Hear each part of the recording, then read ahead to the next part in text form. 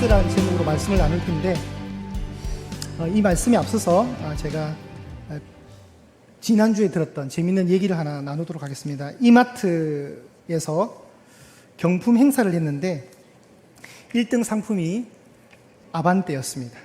아반떼.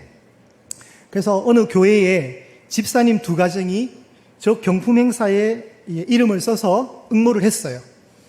그리고 이제 한 가정의 부부가, 저는 이런 거 별로 안 좋아하는데 하나님이 자꾸 아반떼 계시를 주시는데 아반떼. 근데 이 경품 행사 추천일이 언제냐면 주일날 오후 시간대였어요.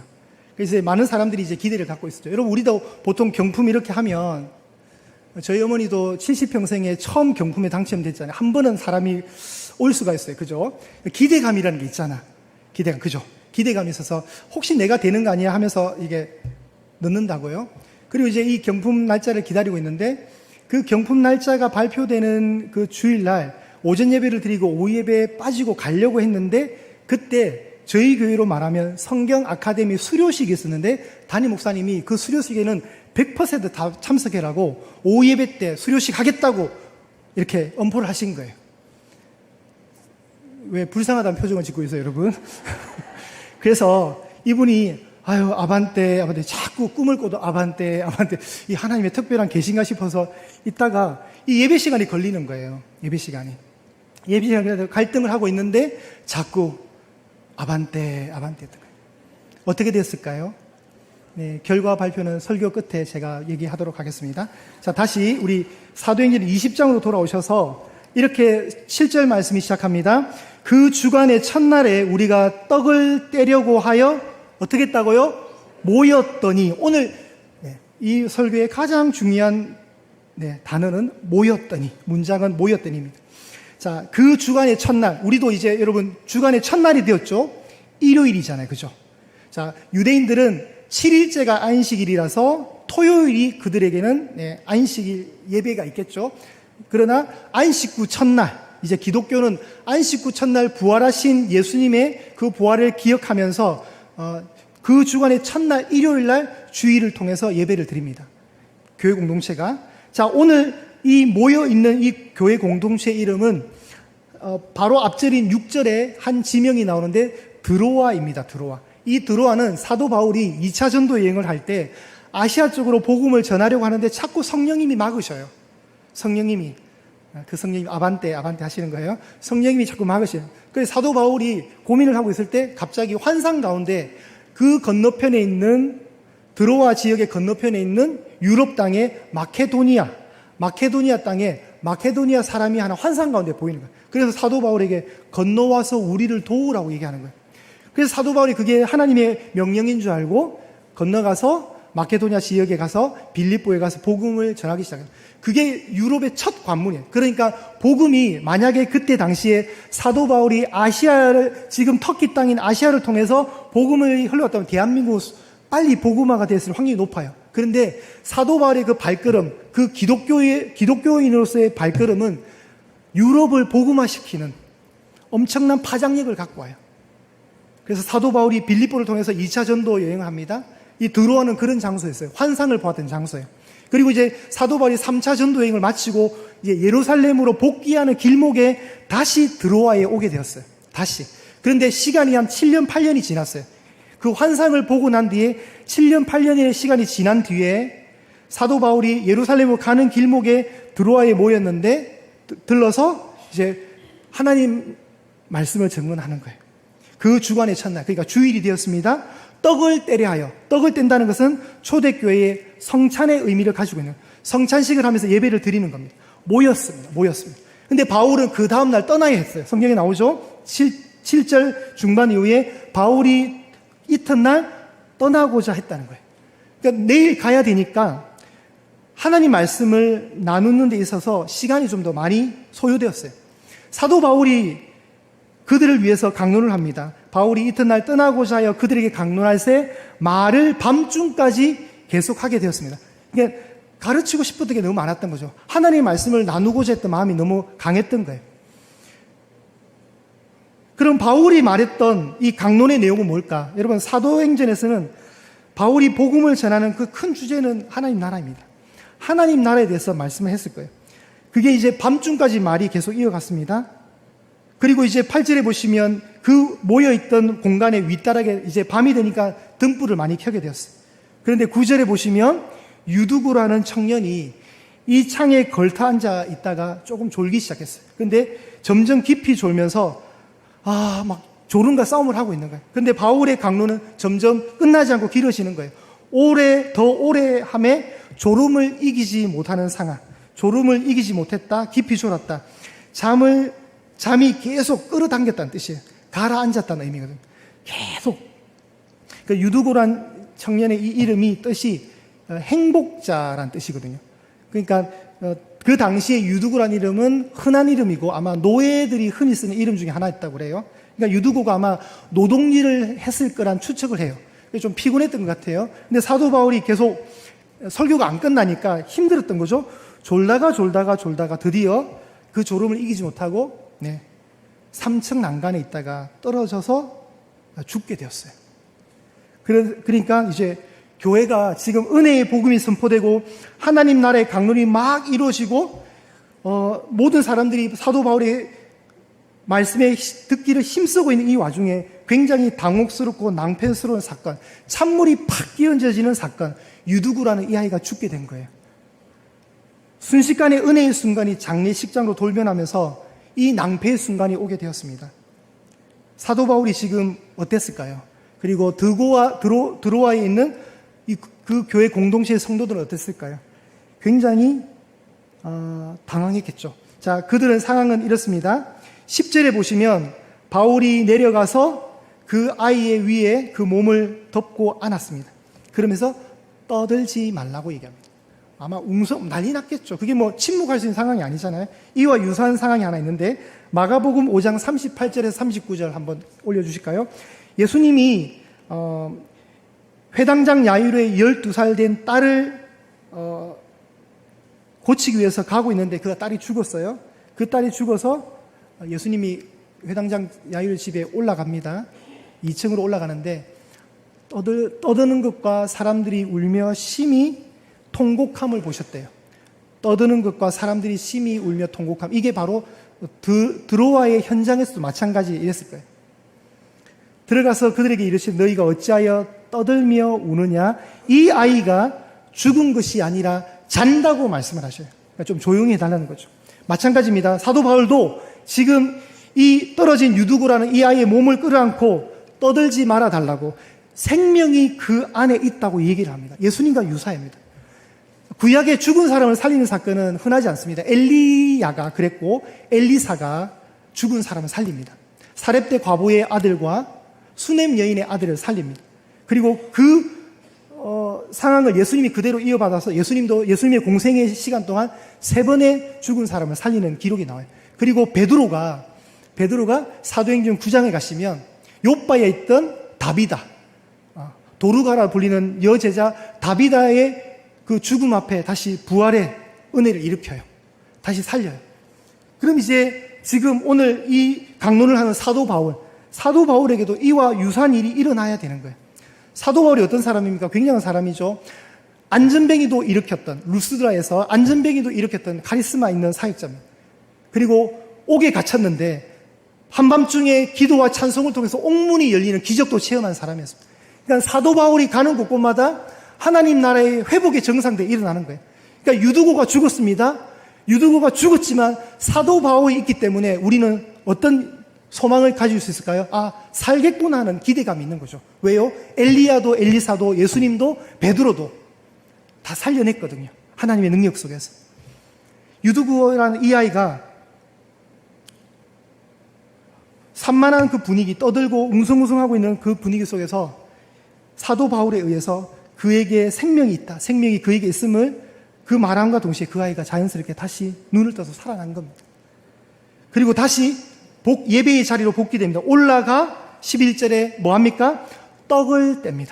떡을. 예수님이 십자가에 잡히시기 전에도 떡을 떼셨고 부활하신 후에도 엠마오로 가셔서 떡을 뗄 때 그들의 엠마오로 내려가던 두 사람의 눈이 밝아졌잖아요.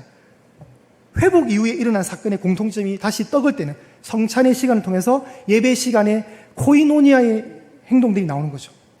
그리고 날이 새기까지 이야기하면서 사도 바울은 그의 사명을 마치고 이제 드로아에서 떠나게 됩니다. 그리고 12절입니다. 여러분 우리 12절 말씀 읽어보실까요? 시작. 사람들이 살아난 청년을 데리고 가서 적지 않게 위로를 받았더라. 아멘. 이제 남겨진 드로아의 성도들은 이 사건 속에 엄청난 걸 경험하는 거죠. 그죠? 자기들 눈에도 아니 3층에서 떨어졌는데 어떻게 사람이 사냐고요. 분명히 죽은 걸 봤어요. 성경에도 9절의 끝에 죽었는지라고 되어 있어요. 아이는 죽었었습니다. 그런데 살아났단 말이에요. 살아났으니 드로아의 교인들과 교회 공동체는 어땠을까요? 아, 하나님 나라가 실제 있는 거구나. 하나님 나라의 소망이 너무나도 확고하게 그들 심령 가운데 자리 잡게 되는 거예요. 적지 않게 위로를 받는 거예요. 아, 그래. 우리 신앙생활 잘하자. 똑바로 하자. 여러분, 드로아 이 교회 공동체 현장에 뭐가 있었습니까? 그들 안에 거룩한 모임이 있었던 거예요.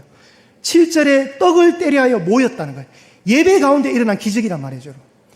예배 가운데 일어난 생명의 기적이 오늘 있었던 거예요. 여러분, 우리 예배는 어떻습니까? 여러분, 예배 잘 드려주셔서 너무 감사합니다. 왜 주일날 성도들은 교회로 와야 됩니까? 그건 날마다 생명의 기적을 우리가 체험해야 되기 때문에 그렇습니다.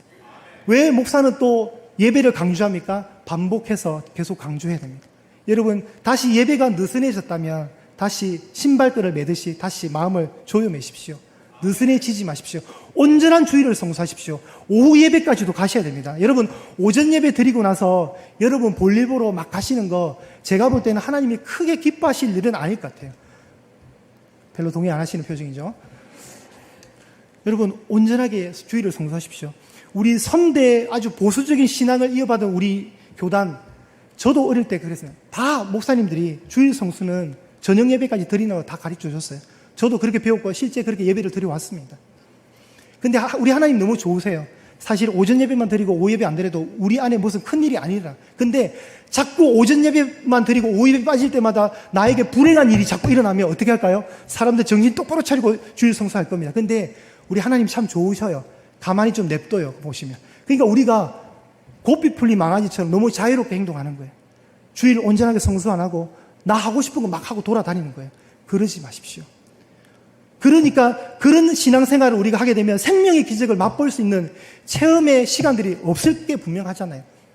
오늘 보십시오. 드로아의 순회 사역자 바울이 온다니까 성도들이 모였습니다. 모여서 힘써 말씀 듣기를 힘쓰는 거예요. 그러니까 사도 바울도 힘이 나니까 더 강론을 길게 하는 거예요. 더 하나라도 알려주고 싶으니까. 그 열정. 그래서 여러분 이 현장에 뭐가 있냐? 말씀의 열기가 있는 거예요. 말씀의 열기. 저는 지금 말씀의 열기를 막 얘기하는데 에어컨이 나와 지금 다 식어가고 있어요. 그래도 여러분 이 말씀을 들으셔야 돼요. 온전한 주일을 성수하십시오. 여러분 그렇게 느슨하게 가시는 거 아니에요. 저도 온라인 예배를 들은 세대잖아요. 2년 전에. 저도 첫 예배 드릴 때 얼마나 여러분 아니 목사가 주일날 교회를 못 가니 얼마나 기가 막혀요. 내가 목사인데 교회 오지 말아요. 집에서 예배 드리래요. 온라인으로. 어떻게 했습니까? 예쁘게 딱 정장 딱 차려입고 딱 허리 세우고 예배 드렸죠. 계속 반복되니까 우리 하나님이 크게 안무를 하시니까 나중에는 넥타이 풀고 옷이 점점 편해져요. 막. 그리고 나중에 이제 허리가 너무 아프니까 등에 벽에 기대가지고 점점 있다가 점점 자세가 내려가면서 제가 이거 한번 얘기했죠. 한번.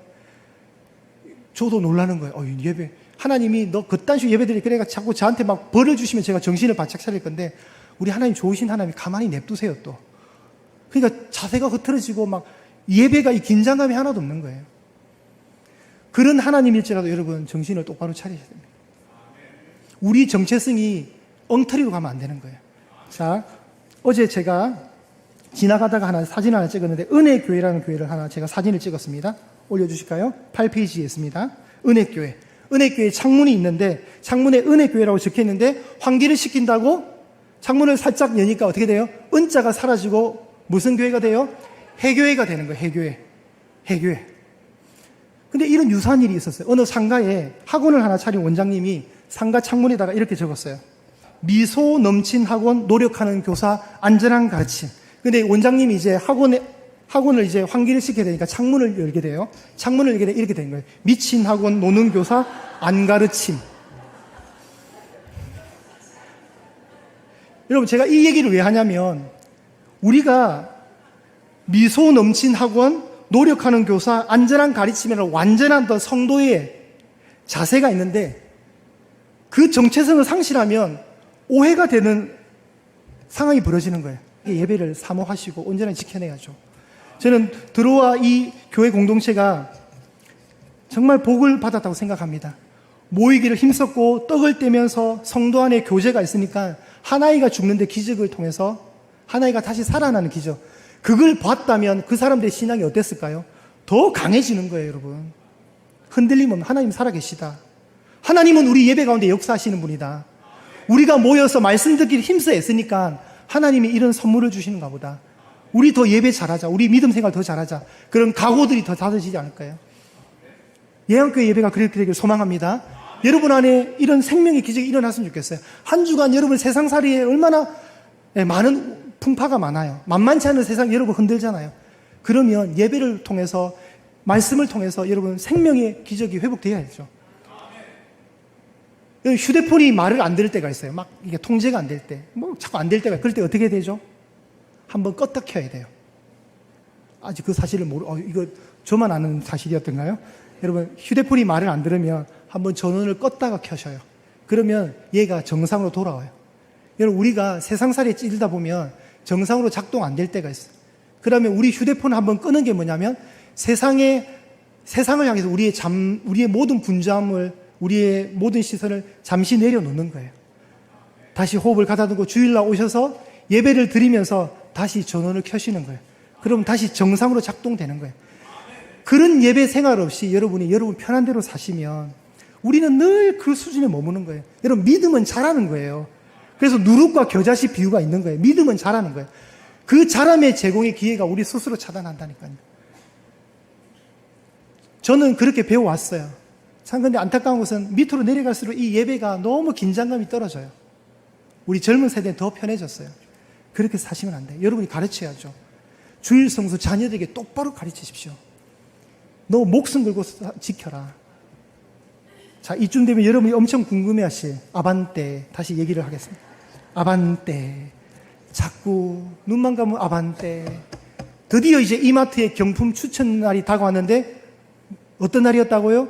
주일, 시간대는 오후 예배. 근데 목사님은 수료식 있으니까 빠지지 말라 했어요. 이분들이 아반떼 하면서 결국 안 갔어요. 근데 정말 웃기는 것은 그 집사님 두 가정이 갔거든요. 한 가정은 예배를 빠뜨리고 갔어요. 경품 당첨될까 소망하며 갔는데 혹시나 몰라서 번호를 받아갔대요. 나 예배 드릴 테니까 네가 대신 가라 이래서. 근데 진짜 1등에 그 아반떼 꿈으로 나왔던 그분이 당첨이 된 거예요. 그래가 그 옆에 있던 이거 내 아는 사람 지인인데 지금 교회에서 예배 드리고 있어서 지금 오늘 못 왔다고 이거 안 된다고 이 사람 주셔야 되는데 그 주최 측에 일단 현장에 안 왔으니까 못 받게 된 거예요. 여러분 안타까워하지 마세요. 벤치라도 절대로 가시면 안 돼요, 여러분. 사실 여러분 오전 예배 드리고 오후 예배에 사실 가도 아무도 안 뭐라 해요, 진짜. 아무도 아반떼 가야죠, 여러분. 자꾸 하나님 아반떼 하는데 뭔가 될 것 같잖아요. 근데 실제 당첨이 된 거예요. 근데 현장에 없었어요. 잘하신 거예요. 시간이 지났습니다. 이 가정에 어떤 일이 벌어졌을까요? 하나님이 저 이런 거 되게 싫어하는데 어떤 대가로 이런 거 잘못 가르치면 안 되는데 그 가정에 아들이 취업을 준비하고 있었는데 자기가 준비하던 취업의 어떤 그 회사보다 훨씬 더 좋은 회사로 정말 기적처럼 가게 돼. 그러니까 그 부부는 생각하는 거, 내가 예배 가고 아반떼 포기하니까 하나님이 우리 아들에게 좋은 선물 주셨다고. 여러분 꼭 그래 되진 않아요. 그래 되진 않는데 그런 마음에 있다면 그것도 감사한 거죠. 안 주시면 아들 취업 안 되면 어때요? 그게 무슨 중요해요? 여러분 예배와 바꿀 수 있는 그 어떤 것도 이 세상에는 존재하지 않는다는 이 묵직한 사실을 인정하십시오. 노아도 아브라함도 야곱도 여러분 목숨 걸고 예배시켰어요. 그들이 가는 곳곳마다 제일 먼저 했던 거 여호와 이름을 부르는 예배의 단을 쌓는 것. 그게 노아를 노아 되게 했고 아브라함을 아브라함 되게 했고 야곱을 야곱 되게 만든 거예요. 여러분 어떤 달콤함에 빠져들지 마시고 진짜 목숨 걸고 지키십시오. 목숨 걸고. 얼마나 여러분 주일 성수가 느슨해진지 모르겠어요. 다시 여러분 마음을 동여매시길 바랍니다. 그래야 해서 사랑하는 여러분 마음에 예배를 사모하는 마음이 최우선에 두었으면 좋겠습니다. 예배를 소중하게 여기는 마음이 최고의 중심 자리에 있었으면 좋겠습니다. 부디 이런 예배자들이 되시기를 바랍니다. 예배를 최고의 자리에 두십시오. 일부 예배 때 우리 김진묘 집사님, 권사님, 지팡이 2개를 꾸역꾸역 땀이 범벅이 돼가지고 또 2층까지 또 엘리베이터도 없는 우리 교회 2층까지 제가 부축해 들고 왔는데 땀이 막 얼마나. 오늘 우리 김영단 집사님도 오셨고 1층에 계시는데 1층에 계시고 또 예배로 오시는 분들 너무 감사하죠. 김진명 권사님 그렇게 오시는데 제가 권사님 안 오셔도 되는데 굳이 이렇게 제 마음엔 그런 거예요. 진짜 아마 1시간 정도 걸어오신 것 같아요. 보니까 이 더운 날 땀을 범벅이 돼가지고 제가 다 휴지로 땀 닦아 제 목사로 미안한 거예요. 이 엘리베이터도 없는 이 교회 권사님 안 오셔도 되는데 그래도 제 마음에 얼마나 여러분 그런 자세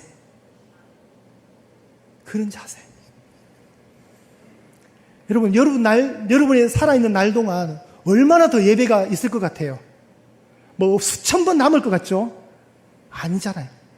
우리 편장로님 그렇게 예배에 오보고 싶어 하셨대요. 결국은 이제 영정사진으로 대신 왔지만 여러분 그런 사모함 절대로 경홀히 여기지 마십시오. 주일 성수 똑바로 합시다. 여러분 오후 예배까지 그래서 오늘 금나에 오후 예배 때 또 몇 명이나 남으실지 모르겠는데 어쨌든 오후 예배 오시는 분들은 제가 엄청나게 축복을 많이 해드리고 싶습니다. 제발 자리를 지켜내십시오. 수요 예배도 가끔씩 새벽 예배도 좀 나오셔서 저를 좀 깜짝 놀라게 좀 해주세요. 좋은 사람이 왜 나왔지? 무슨 집에 문제 있는갑다. 제발 저를 좀 놀라게 좀 해주세요. 우리 새벽에 동지들 23분이 계십니다. 정말 좋으신 새벽에 목사님 힘내라고 자리를 지켜주신 23분의 멤버들이 계세요. 타교인들 3분 계시고 너무 좋아요. 우리 진장로님, 정장로님, 서장로님, 우리 차장로님, 우리 강장로님, 이진영 권사님, 이 멤버들 지금 이름 빠지다 또 시험 들면 안 돼요. 또 교회 옮기다고 막 하시면 안 돼요. 하여튼 지금 너무 많은 분들이 있어가지고 너무 좋아요. 그렇게 단상에 서면 너무 힘이 나요. 진짜 이 새벽에 그래도 20명이 와 계시네. 너무 소중해서 설교에 힘이 난다니까요. 근데 늘 이렇게 있으면 안 돼요. 여러분 가끔씩 좀 나오셔요. 저를 좀 놀라게 좀 해주세요. 그냥 새벽 예배는 믿음 좋은 분들이 하는가 보다 그거 아니라 여러분 정말 예배답게 사모하셨으면 좋겠어요. 그 예배가 될 때 오늘 드로아 공동체가 경험한 이 생명의 기적 저는 맛볼 수 있다고 소망합니다. 그런 기적이 일어날 수 있다고 봅니다. 예한교회가 예배가 죽으면 끝이에요. 여러분 예배가 죽으면 안 되잖아요. 다시 마음을 동념하십시오. 그래야 해서 예배를 예배답게 드리는 그 예배의 단을 쌓았던 열조의 신앙들 따라가셨으면 좋겠습니다. 우리 마지막으로 말씀 하나만 찾고 마치겠습니다. 히브리서 10장입니다. 히브리서 10장 24절에서 25절 말씀. 서로 돌아보아 사랑과 선행을 격려하며 모이기를 피하는 어떤 사람들의 습관과 같이 하지 말고 오직 권하여 그날이 가까움을 볼수록 더욱 그리하자. 아멘. 무슨 말입니까? 여러분 말세가 되면 마지막 때가 되면 특징이 있는데 모이는 거 싫어하는 거예요. 그러니까 모이기를 피하는 어떤 사람의 습관이 교회 안에 막 들어오는 거예요. 됐어 마음만 들여. 모이기를 피하는 사람의 습관. 그럼 여러분 이게 뭐예요? 성경이 가르쳐주는 원리와 반대로 가잖아요. 이게 세상의 가치관이에요. 모이지 말라는 거예요. 그렇지만 성도는 서로 돌봄을 통해서 사랑으로 선행으로 격려하면서 어떻게 하나요? 예수님이 오시는 그날까지 그날이 가까움을 볼수록 더 모이자는 거예요. 더 모여야 된다. 여러분 안 모이는 것 자꾸 모임이 해체되는 건 비성경적인 거예요. 여러분 모여야죠. 모이기를 피하는 어떤 사람들의 습관을 절대 따라가지 마시고 오직 서로 권변하십시오. 예수님이 오시는 그날까지 그분이 오시는 날이 더 가까이 오고 있는데 그분이 올 때까지 우리 더욱 어떻게 해요? 서로 돌보며 사랑과 선행으로 격려하며 힘써 모여야 되는 거예요.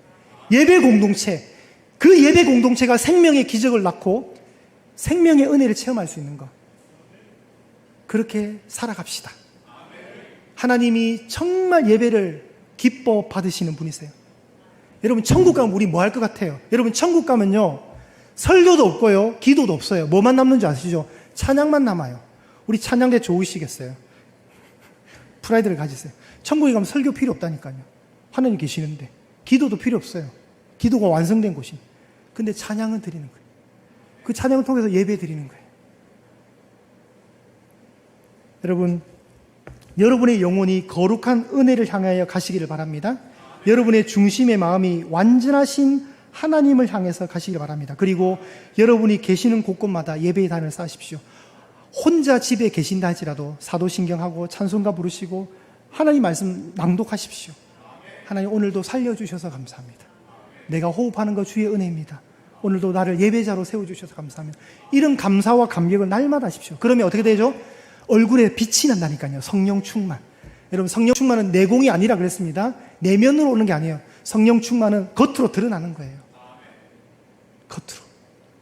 여러분, 하나님 앞에 완전한 예배자로 서시기를 간절히 축복하며 말씀 듣기를 힘쓰십시오. 모여서 말씀 듣기를 힘쓸 때 생명의 기적이 일어날 것입니다. 이런 은혜가 있기를 간절히 축원합니다.